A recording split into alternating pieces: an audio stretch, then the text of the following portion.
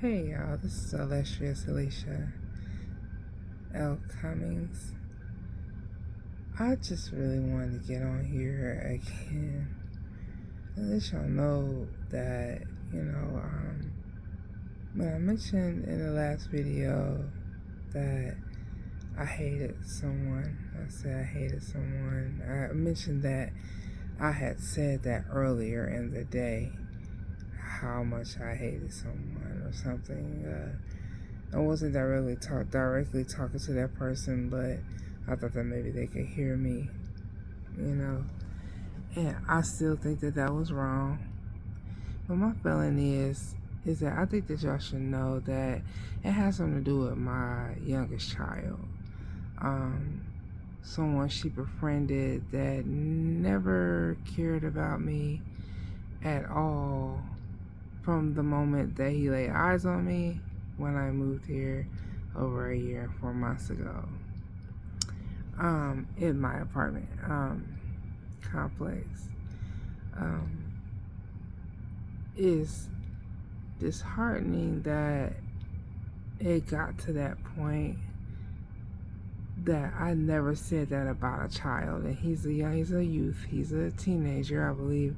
I don't know exactly how old he is, I don't know his name, but he tends to have gotten a little close to my daughter than I never thought that I would ever have. I never knew it. And I keep a close tabs on my daughter. I have very close tabs on her because she has to be close to me because we don't know anyone here in this place, this apartment complex, and we don't really go outside a lot to mingle with our neighbors. I mean, it's cool to have good neighbors and everything and be friendly, but there's a time, and depending on the place, I guess, and just knowing that, me and my past not being accepted, in certain parts of society, that, people shun you, probably want you to move away or do things or act a certain way towards you that will make you feel like you are not only not accepted, but just not a part of, their community. Like not accepted no matter what.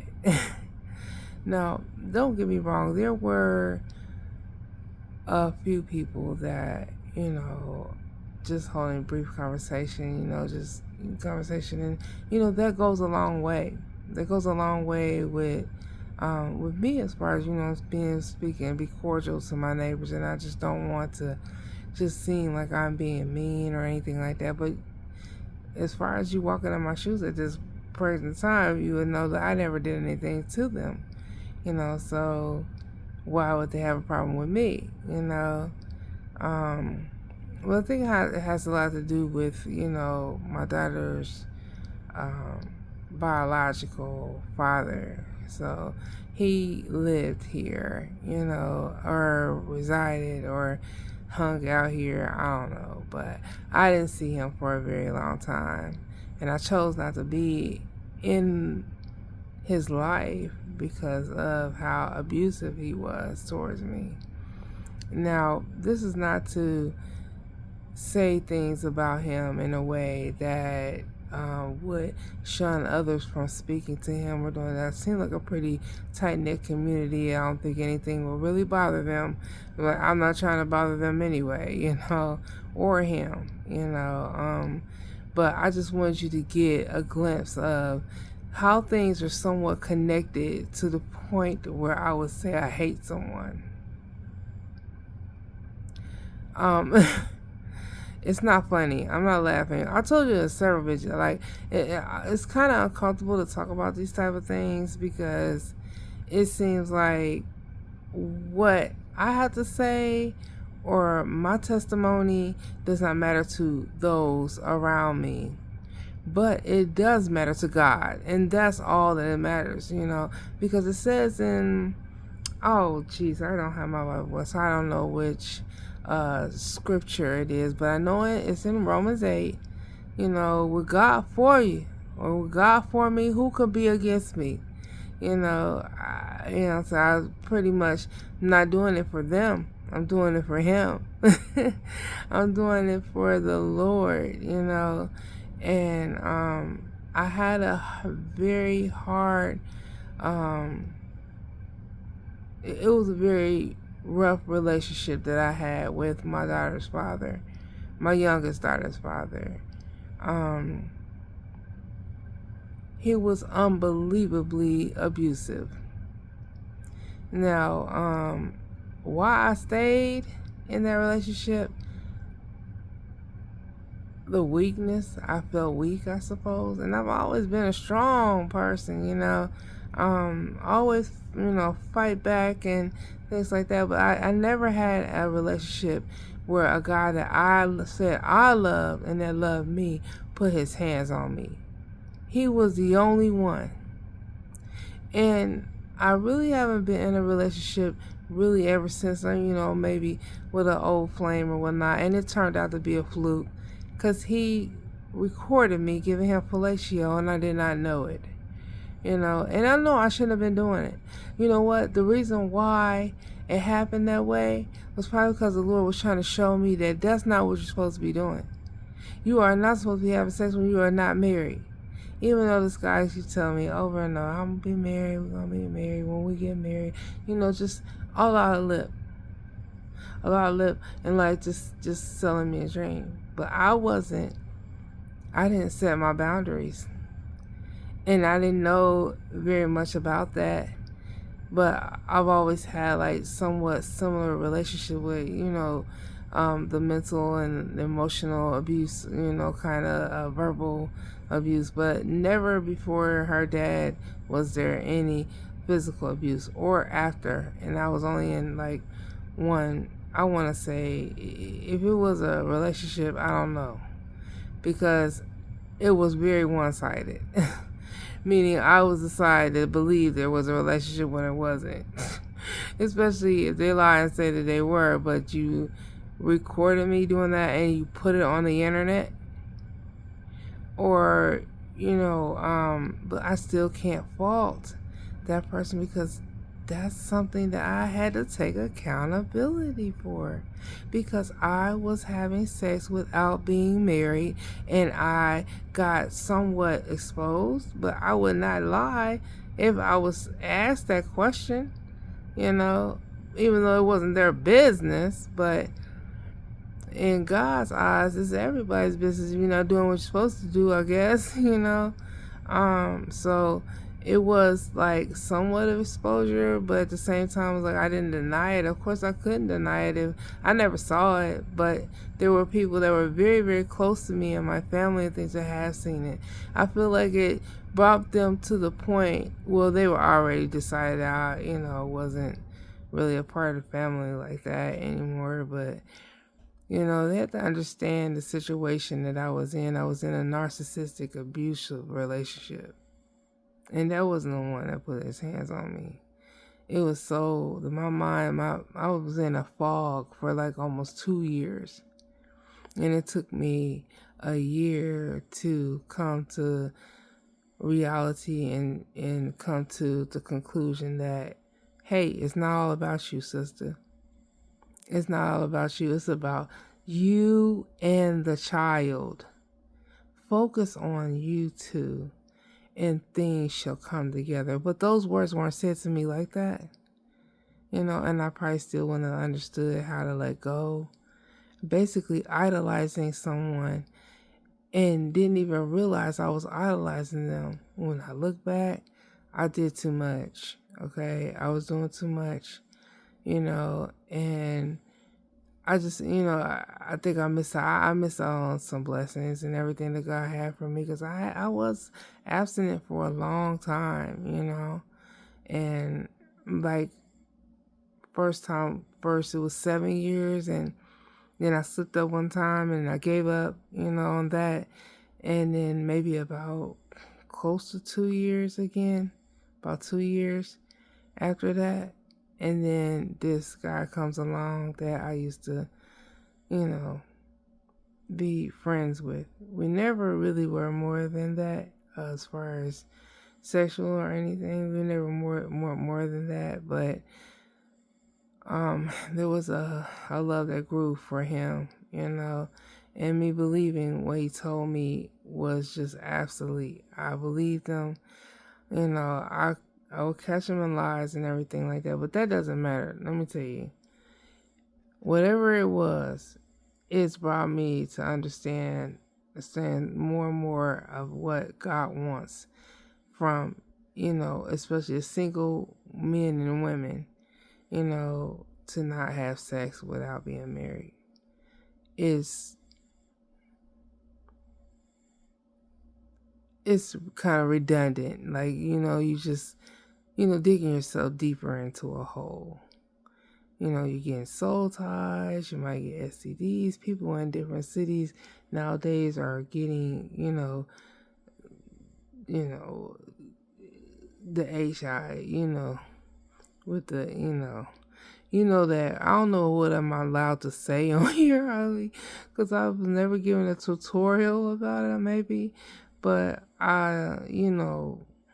those gifts that keep on giving, and I was blessed, not for that not to happen to me, and that I did get exposed on a video or something like that, rather than to die from being intimate. I think his intentions, he knew my intentions was that I thought I was getting married, but all in all, I wasn't ready. I didn't even have boundaries set. I didn't even have, I need to learn how to respect myself and respect other people. I have things that I need to be doing that the Lord wants me to do that does not include sexual activity, especially, because I'm not married. And I emphasize that because, I just, want you to steer clear of the hard knock. The hard knock was the hard knock life, of, being alone. You could kill it's like, it says, and some people will say, yes, our flesh is weak. So are we supposed to succumb to every whim that we come across when, being sexually active and stuff like that? Because, some say sex is an addiction at times, and, but it also says, but the wages of sin is death. It doesn't mean that you will have to die or that person, your partner, will have to die. It could kill your promise that God has for you, And I know that I'll get married, and everything, not traditionally,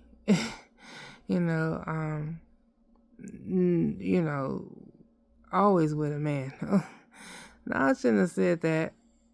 But I mean, that's what I believe, but I'm not going to go deep into that. I'm not going to debate with anybody about that. But as far as, I'm saying, just waiting and, and taking care of myself and my child is so important. I have an older child. She's a grown adult, and she's doing well, and she is flourishing, and I'm extremely proud of her, and I'm proud of my baby girl too, but I want to lead by example, and that just kind of threw me off in the way, and I did not realize how well. I didn't even know. But see, that's what it all comes to it. Our relationship could be dead. Me and my oldest daughter. Me and my youngest daughter, we're having, some sort of issues. Not really, but she's special needs, and she definitely needs special care. And I'm here to help her, and guide her. But it was just that issue, like I said, I hated someone, that I shouldn't have said that, because I don't want to kill our relationship that we have, me and, her, and how we are with each other and everything, I don't want her to just like turn her back against me or anything, and not feel like, she's wanted or loved. I really do love her, and I want her. And, there's been times there were videos, or not videos, but, like audios of me cussing at her and things like that. Yes, I did. You know, I'm not a cussing Christian. You know, I am a Christian, but I'm not a cussing Christian. I don't want to say that for about myself because I have to work on, and I have been working on the words that come out of my mouth. It's just the things where I get mad about or angry about. You know, sometimes I'm, you know, cussing and carrying on. You know, and excuse me, I don't want that to reflect upon her, like, you know, I don't love my daughter or something like that. You know, I was told that, you know, sometimes things come out verbally that you don't want to lash out physically or something like that. But there was a time where she wasn't sleeping for days and I hadn't had any sleep, and I just got like, out of the blue in the middle of the night. She's doing things, she's up every night in the middle of the night, every single night now, you know, and it's almost like someone just wakes her up and she's running around here, you know, going back and forth to the bathroom, you know, digging and getting poo everywhere. That's a bit too much information, but just to give you a gist of it. Okay, she's on the autism spectrum, you know, and things like that. So it's like, these are things that I had to come to fruition with, you know, to understand, you know, that I have to really watch what I say and know that it's not all my fault. You know, I wasn't getting any sleep. And most medical professionals will tell you that if you don't get any sleep, you may say things out the wall. You know, and then there's times that I'm frustrated and I may say some things or whatnot, but I'm not trying, all in all, I'm not trying to hurt her. And I'm not trying to say that I don't love her or anything like that. I do love her, you know, and I take really good care of her. And we've been through a lot together. And there's certain things that most people would not understand, especially another teenager or child, you know, considering thinking that I'm doing something wrong to her when I'm not, you know. So that's another thing that I came to take accountability for and just express myself in that manner. But I'm not a hurtful person. I'm not going to, you know, they say hurt people, hurt people. I'm not trying to hurt people in that way.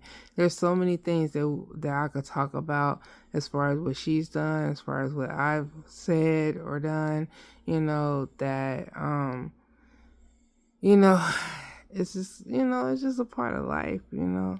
I take care of her single-handedly. I'm a single parent, and it gets rough.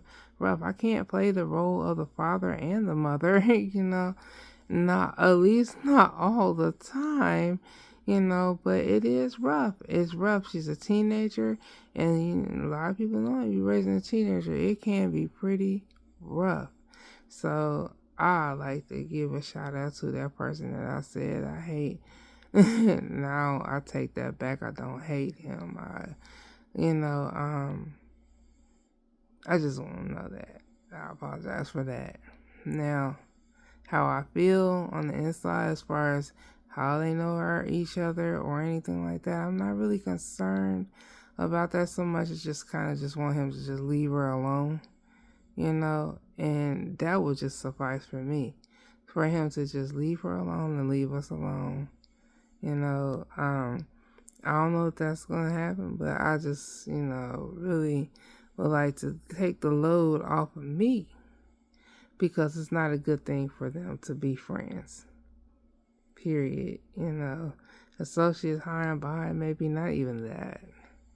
So, I'm not going to bring this up like that anymore. You know, but I just thought I'd come out. I'm not like being self-explanatory in my videos a lot, you know, letting you know that, you know, certain things have happened or part of my testimony. And this is a big part of my testimony because accountability is so important in life that you don't point the finger at everyone else except for yourself. Who is looking right back. I'm looking right back at myself as I'm talking on this video. Even though you are receiving the word, you are receiving my message that I'm trying to say, you know, that I did say, you know, and letting y'all know that, you know, once again, God is good, and all the time, He is good. I love y'all. Take care. I'll see you on the next video. Peace.